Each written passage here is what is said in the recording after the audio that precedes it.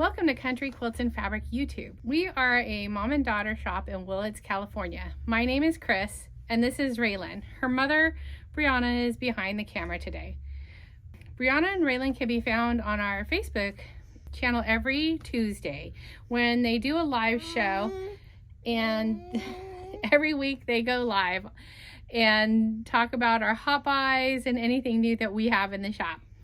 Today, I will be showing you the second part of our sew along with the Blueprint quilt. So here we go. Welcome back to week 2 of our sew along. We are making the quilt called Blueprint in the book Celebrate with Quilts. So if you haven't already started this, you absolutely have time to join us. We're going to be making the quilt called Blueprint, and the first week everybody needed to gather your fabrics, which consists of 15 fat quarters and the book, and start cutting your fabrics. I have gotten all of my fabrics cut out. You can see over here on my table, I have my large squares, my medium squares, my rectangles, and all of my small blocks. This week we're gonna work with our small blocks, and we're going to be making four patches. Like I said before, we're starting slow in the beginning so that way everybody has a chance to jump on and get going, because I know some of you are still waiting for your books. So this week we're going to be working out of page 104, and we're going to be making 9 patches. So I'm going to show you my layout here, and I'll lift up the board so that way you can see it. I picked out some fabrics that I really like, but for my first block, I'm going to use this really cool check. I love checks, buffalo checks. And I'm going to be really honest with you guys. I did not fussy cut anything in this, and I think it's going to be just fine. I know it's going to drive some people crazy. I have some friends that are probably rolling their eyes at me right now, and that's okay. But I didn't fussy cut anything, and I think it's gonna look great without it. But if you wanted to take the time to fussy cut, you absolutely could. It is your quilt. You can do what you want with it. But I really don't think that anybody's gonna see that my buffalo checks aren't perfectly cut. Some of you might be asking yourselves, what is fussy cutting? Fussy cutting is where you deliberately cut a piece of the fabric out. So I'm going to give you an example. Even though I did not fussy cut this, it appears to be fussy cut. This fabric here has these really great medallions in them, and you could take the time to cut your squares out exactly to circle those medallions. If you see this square here, even though it was unintentional, it does appear to be fussy cut, where the medallion is in the center of the block. So I'm going to go ahead and lift up my first schematic for my first block that I'm going to sew up. So I hope you all can see that really well. I'm going to show you my second block. I actually pulled this light gray first for this block, but when I laid it out, it was really easy to see that the block was just kind of bland. It needed a little bit more. So I went back, and I will show you that I picked a darker print for the corners because it just was a little bit too blah. Again, I'm working with the fabric line that I don't gravitate towards easily, so I do have to challenge myself a little bit, especially when picking darks like black and charcoal. And this one definitely has some charcoal in it. So the gray was easy for me, and so you can see here gray was really easy, but it really is just kind of blah in this block. So I pulled these, the same print but in the darker colorway with the gold honeycombs and the dark background, and I just think that that adds a little bit more to the block than the lighter gray did. The lighter gray will get used, it just won't get used in this block. So just to reiterate, what we're gonna do this week is we're gonna make 4 9 patches, and the layout is gonna be on page 104. Please don't be confused by the fact that in the layout, all of these small blocks are D blocks in the cutting instructions. And what you're gonna wanna do is pay attention to color placement. So that's gonna be the only thing that you have to pay attention to when you are laying out your blocks. Again, page 104, we're gonna make 4 9 patches. And then we're going to show you just a little bit of my stitching in just a few seconds here.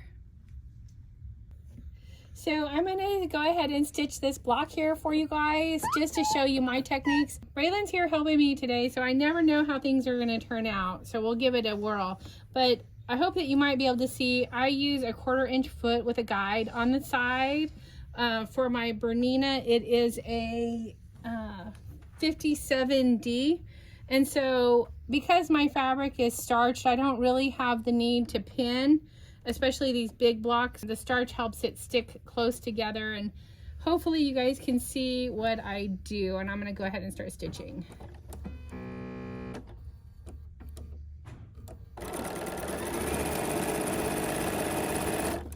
And this is an easy block to chain piece where I don't have to cut the thread in between each piece. Hold on, honey.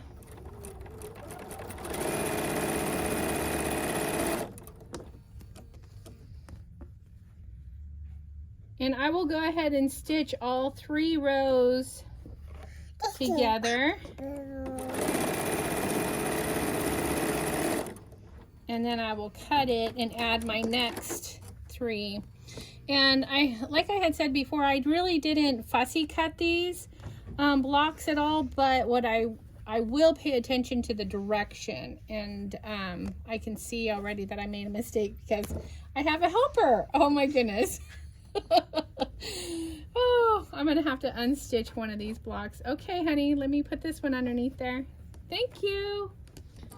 Yeah, she's a big helper. She's a little better helping on the long arm than she is on the piecing side of things. Okay, we need this one here, baby. Thank you.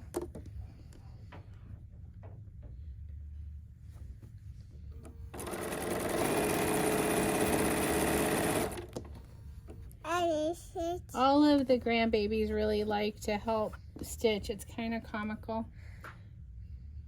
One of these days, I'm sure that they'll be stitching it before we know it.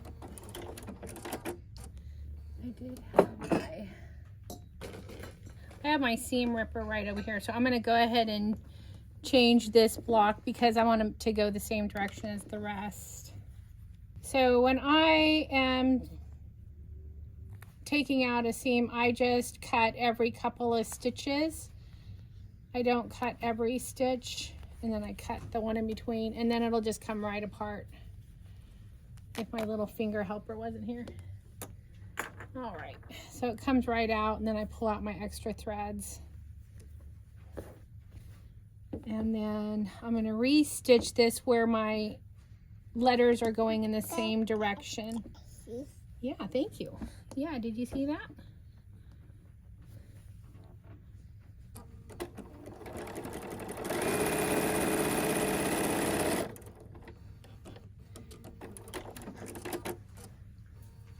Having a toddler in house definitely does make the day better.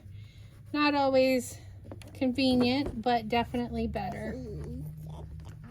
Yeah, thank you. Let's not do that, okay? So I just finger pressed these open, so that way when I put them together, they'll nest. Okay, let's fold it over. And again, I can stitch this without pins because I can just take a couple of stitches, fold it over, and then I just roll it until I get the seam good and nested here, and then stitch 2 till I get to that seam, and then I do the same thing, line it up here, And then I go ahead and stitch. My little helper wants to cut, but we're not cutting right now. Line up my corners here and stitch the rest of the way. And then I will cut the thread, and then I'll do the same exact thing on the other side. Finger press the seams out. Thank you. Oh, good job. Okay, no, don't put it in there. Thank you.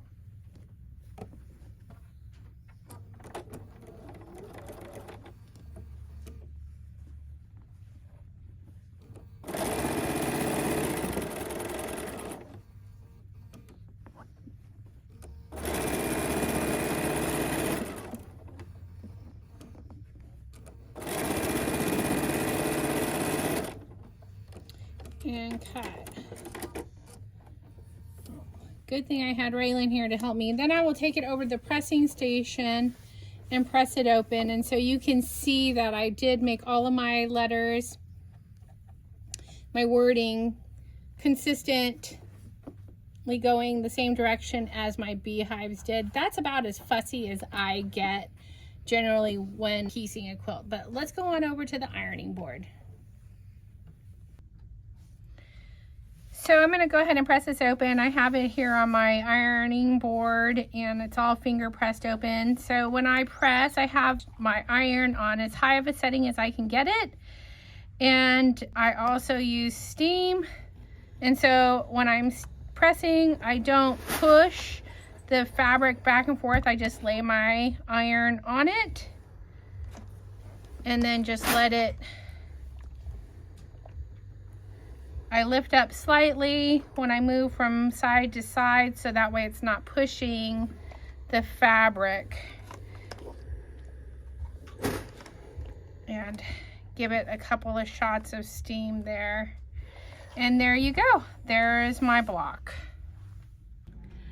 So I just wanted to show you guys my whip that I've been working on this week. Behind me you can see my jets. Those are going to become Blue Angel jets. This quilt will become my grandson Easton's big boy bed quilt. As I mentioned in the first video, I'm making all of 3 of my grandkids their big kid bed quilts, and Raylan's has just a little bit more left on. I have to sew 2 more seams and that one will be ready to go on the long arm. So I'm really excited about that quilt. It turned out adorable. And then this quilt, the next block I will make for it will be, what did he call them? They are Raptor jets. So he requested Blue Angel jets and Raptor jets. So I will do some embroidery on these as well. Of course, the Raptor jets will have to have USA embroidered on them, and then these Blue Angel jets will have stars on the wings embroidered on them. So this one will probably be a little bit longer process. I grabbed the pattern that I'm going to be doing for our little granddaughter Elise. She is a cat freak. So I found this Elizabeth Hartman pattern called Cats in Pajamas. So I've been in the process of selecting fabrics for this quilt, and so I'm pretty excited. Her mom does not prefer pink, so I want to make her a pink quilt, of course, because as soon as somebody tells you they don't want something, that's exactly what you want to do. Not really, I'm being sarcastic. So anyhow, so that is what I am working on this week. This one has been a bit of a challenge for me. I could not find a pattern that I liked, so I went to EQ8 and drawed it out. I'm going to be connecting it with an Irish chain in between all of the jets. So there was some drafting that went into it, and EQ8 was a wonderful way to be able to get exactly what I wanted for this quilt. Piecing it was a whole nother story. I don't have a whole lot of experience with half rectangles, and these were not symmetrical blocks. So anyways, I found a workaround with some folded corners and such.